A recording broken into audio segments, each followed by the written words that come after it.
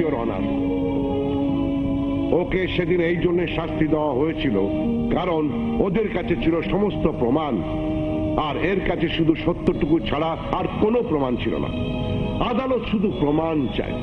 খোদ ফেরেশতা এসে যদি এই কাঠগড়ায় দাঁড়িয়ে বলে আমি ফেরেশতা, আপনি বলবেন তার প্রমাণ কি? ইওর অনার, কেন আপনারা বুঝতে চান না যে কোনো বুদ্ধিমান অপরাধী অপরাধের পর পর তার সমস্ত প্রমাণ মুছে ফেলে? এই জন্য বহু ক্ষেত্রে প্রমাণ পাওয়া মুশকিল হয়ে পড়ে। বক্সি এবং জোয়ারদারের মতো লোকেরা সত্য গোপন করার জন্য প্রমাণ এবং সাক্ষী তৈরি করতে পারে। এই ভিডিও ক্যাসেট দেখার পর এটা স্পষ্ট হয়ে গেছে যে এই দুটো খুন কে করেছে এবং কেন করেছে।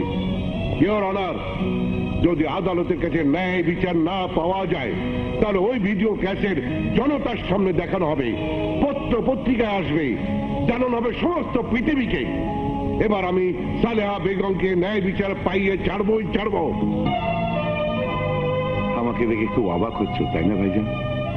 হ্যাঁ, আমি সেই কামাল যে একদিন এই বাড়ি ছেড়ে যাওয়ার সময় কসম খেয়েছিল কোনোদিন আর এই বাড়িতে সে পা রাখবে না। কামাল, আয় ভাই, এসছিস, খুব ভালো হয়েছে।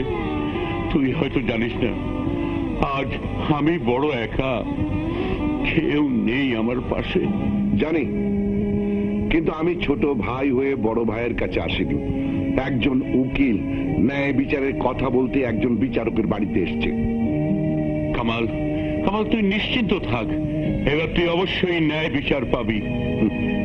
তা কি করে হয় ভাইজান? আমি তোমার নিয়ম নীতি খুব ভালো করেই জানি। ন্যায় বিচার তো তোমার কাছে বাজারের নিলাম হওয়ার মতো একটা মূল্যবান বস্তু, আর এই মূল্যবান বস্তুটা তুমি তার কাছেই বিক্রি করবে যে সবচেয়ে বেশি মূল্য দিতে পারবে। সেজন্য আজ আমি আমার সমস্ত অর্জিত টাকার বিনিময়ে ন্যায় বিচার কিনতে এসেছি। এই নাও ভাইজান।